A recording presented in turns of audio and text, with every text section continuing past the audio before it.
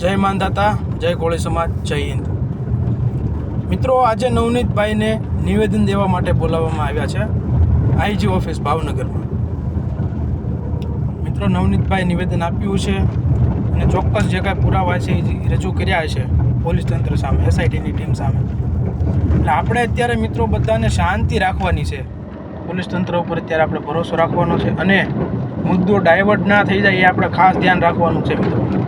કદાચ તંત્રને કે કોઈને પણ એવું હોય કે ટાઈમ લાગે એટલે કોળી સમાજ ભૂલી જાય, પણ એવું થશે નહીં, ભૂલશું નહીં અમે.